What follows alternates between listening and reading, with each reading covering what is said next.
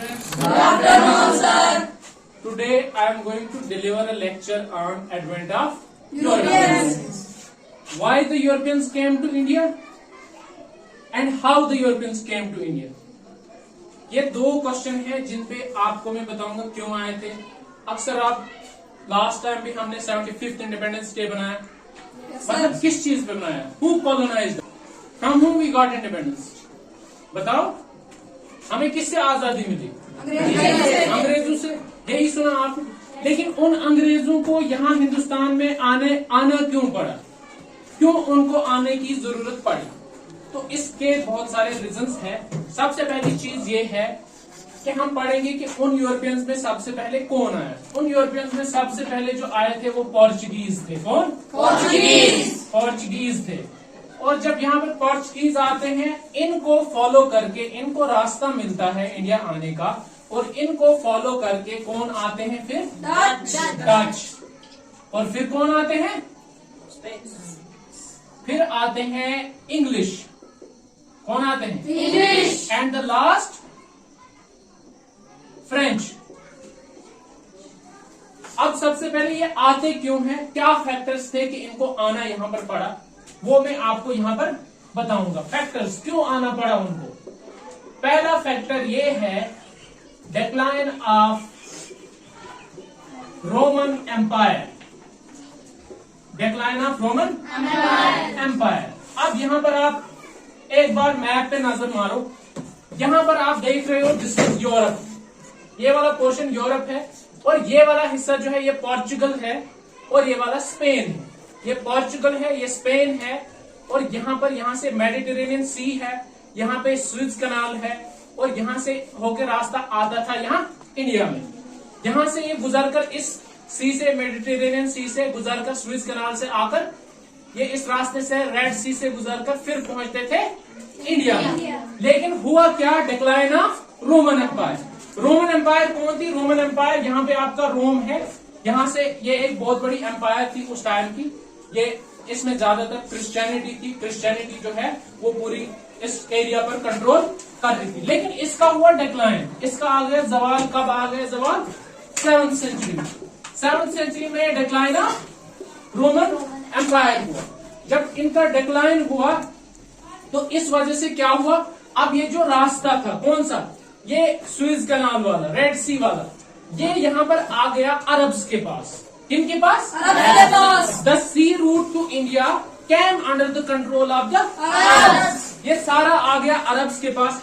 अब इन दो एम्पायर्स के बीच में बड़ा कॉन्फ्लिक्ट था. अब Roman empire Christianity, majority Christian थी, क्रिश्चियनिटी बेस्ड थी, और अरब्स जो थे वो मुस्लिम्स थे. इनका जो आपस में जो है बहुत कॉन्फ्लिक्ट था. अब ये सारा कंट्रोल आ गया किसमें? जब इनका डिक्लाइन हुआ तो ये मुस्लिम्स के हाथ में आया. मुस्लिम दैट इज अरब्स. अब ये नहीं चाहते थे कि हमें इस एरिया से गुजरना पड़े जो मुस्लिम्स के कंट्रोल में हो. और जब इनको वहां से गुजरना पड़ता था तो क्या होता था? इनको ज्यादा पैसे देने पड़ते थे, ड्यूटीज देनी पड़ती थी. मतलब कोई चीज इन्होंने ट्रेडिंग करनी है तो उसके लिए उनको ज्यादा ड्यूटीज लगती थी, टैक्सेस लगते थे ज्यादा. जो चीज इनको सस्ते में आ सकती थी इनको उस पर ज्यादा टैक्सेस देने पड़े. तो पहला क्या हुआ? Decline of Roman empire and the domination of Arabs over Egypt, Persia and Syria. इस तरह से फिर दूसरी चीज जो है वो है fall of Constantinople. Fall of Constantinople. Constantinople fall कब हुआ? 1453 में. ये आ गया किसके पास? ऑटोमन एम्पायर के पास. ऑटोमन एम्पायर कहां से थी? टर्की में ये बेस थी, और मैन जो सेंटर था इसका टर्की था.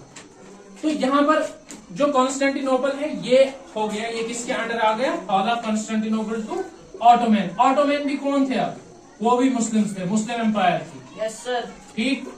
तो ये दूसरा, ये जगह भी मुस्लिम्स के कंट्रोल में आ गई, अरब्स के कंट्रोल में आ गई. फिर तीसरी चीज ये हुई थी, तीसरी चीज ये हुआ स्पिरिट ऑफ रेनाइसा. हम बोल सकते हैं इसको spirit of renaissance. Spirit of renaissance. इससे क्या हुआ कि रेनाइसा कॉल्ड फॉर एक्सप्लोरेशन, कि दुनिया भर में जो जहां भी कोई चीज है उसको हमने एक्सप्लोर करना है, हर एक चीज को हमने ढूंढना है। फिर क्या हुआ, चौथा रीजन जो हुआ, चौथा रीजन आपके पास आया economic progress of European countries. Economic progress European countries. Of European countries. European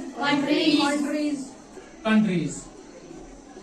Europe की कंट्री, जो यूरोप की कंट्रीज कौन थी, अब ये वाली स्पेन, पोर्चुगल, फ्रांस, इंग्लिश, ये सारे यूरोपियंस थे। अब ये इकोनॉमिकली इनके पास बहुत सारा पैसा आ गया। आपको पता है जब पैसा आता है तो इंसान when a man got money या when a country got economically progress, तो क्या होता है कि उनका जो स्टैंडर्ड ऑफ लाइफ है वो इंक्रीज होता है। They want to live a life of luxury, ठीक है, लग्जरियस लाइफ वो क्या कर चाहते हैं, गुजारना चाहते हैं। तो इनके पास पैसा आ गया। अब ये चाहते थे कि इंडिया से जो चीजें उनके पास जाती थी, क्या जाता था, स्पाइसेस जाते थे, कैलिको जाता था। What was calico?